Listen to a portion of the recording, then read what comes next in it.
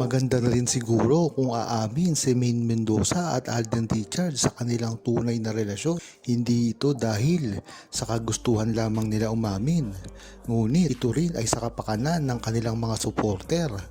Lalong-lalo na ang buong Aldab Nation na matagal na sila na ipinagtatanggol na talaga namang sumasalo sa mga pangbaba sa kanila. Pinagtatanggol ito sa mga tao na walang kaalam-alam sa kanilang relasyon at ipinagtatanggol ito sa mga bashers at mga gustong sumira sa kanilang relasyon kahit sa mga karir nila o sa mga personal na buhay na talagang ipinagtatanggol naman. Kaya dapat magandang isang guni din nila Alden Richards at Maine Mendoza kung kailan at saan at kung papaano sila aamin sa publiko, dahil yan na lamang ang paraan para lamang maiwasan nila ang pagsira sa kanila. Sa gagawin kasi nilang pag-amin ay marami silang masosoplak, lalong lalo na ang mga nagpapanggap na kunwari ay fans ni Maine Mendoza at Alden Richards. Ngunit pagdating ng mga ilang buwan at araw ay ito ay magpapahayag ng pagkadismaya sa mga relasyon nila at yan na nga maiimpluwensyahan ang mga mahihinang ADN. Bagamat gusto rin ni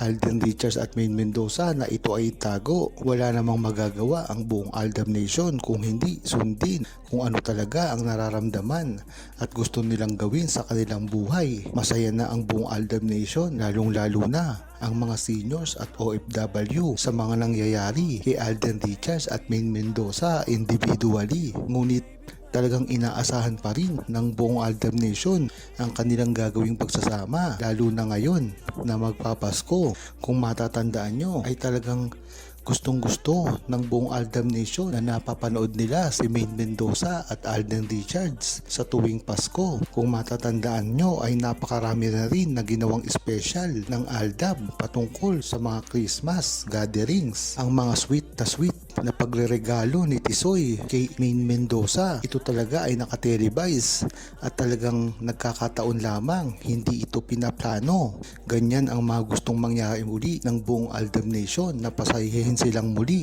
ni Maine Mendoza at Alden Richards at inaasahan ang muli nilang pagtatambal sa TV man o sa movie. Nakakagulat nga ang balitang ito. Kumakalat ngayon sa social media ang sinasabi ng mga Aldab Nation na tila gawa na at tapos na ang script na ginagawa ni Alden Richards para sa magiging pelikula nila ni Maine Mendoza. Talaga nga namang naging hyper si Alden Richards sa tagumpay ng kanyang movie.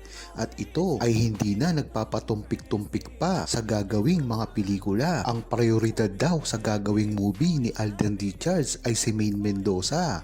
At sunod daw dito si Barbie Fortesa at Sanya Lopez. Kung totoo man ito ay napakagandang balita nito. Talagang marami ang nag-aantay sa muling pagtatambal ni Maine Mendoza at Alden Richards na tiyak na tatangkilikin ng napakaraming Pilipino. Hindi lang yon, ito ay magsisilbi na naman ng isang world record. Kung mapapansin nyo, ang Hello Love Again nag-break na ng napakaraming record. Ngunit hindi pa ito ang kabuuan nanonood dahil iba't ibang mga fandom ang hindi nanonood dito. Ngunit ibang iba ito pagdating sa gagawing pelikula ni Maine Mendoza at Alden Richards dahil walang nagagalit na fandom dito. At ito ay united talaga pagdating sa pagsuporta kay Maine Mendoza at Alden Richards. Kaya inaasahan ng buong Aldab Nation at siguro nga ay lalong-lalo na si Alden Richards at Maine Mendoza na malalampasan ito ang kahit ano pang Pilipino movie pagdating sa box office hits. Dapat ngang ipagpatuloy ni Alden Richards at Maine Mendoza ang mga nasimulan nila, lalo na ngayon ang relasyon nila ay nasusubok ng mga panahon. Kaya nga dapat ay maging matatag sila. Ang umpisa dito ay ang gagawin nilang pag-amin, lalong lalo na ngayon na ang mga bashers ay wala nang pinipili. Talaga namang kagustuhan ni Alden Richards kung ano ang kalalabasan ng kanilang pag-amin at dapat maintindihan ito ng buong Aldab Nation, lalong lalo na si Maine Mendoza na alam naman natin na ang karir ay nasa Itbulaga lamang. Hindi tulad ni Alden Richards na napakaraming proyekto ngayon at kahit saan ay pwede siyang magpaliwanag at magpa-interview. Hindi na kasi ngayon nai-interview si Maine Mendoza simula nung nawala siya sa Channel 7. Kung matatandaan nyo, ang huling interview pa ni Maine Mendoza ay kay OG Diaz, na talagang alam natin na hindi na ganun pinansin dahil na rin sa mga scripted na sagot. At alam naman natin na umiiwas si Maine Mendoza sa mga intriga sa kanyang buhay dahil nga kasagsagan ito ng Itbulaga issue. At ganun din naman si Alden Richards, ay napakarami pa rin ng mga intriga na bumulaga sa kanya kahit wala pa siyang movie.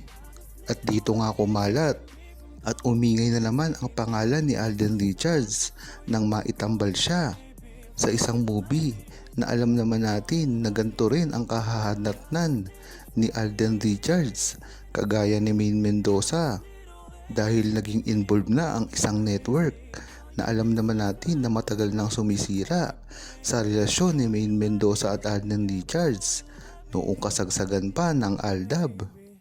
Ngunit matagal na ring nasabi ni Alden Richards na kampante siya sa relasyon niya kay Maine Mendoza at kahit kailanman ay wala siyang ibang babae, at talagang lahat ng nakakasalimuha niya ay either kaibigan niya lamang or parang mga kamag-anak, dahil mga close na friend niya na ito na simula nung kabataan niya pa lang ay nakikita na.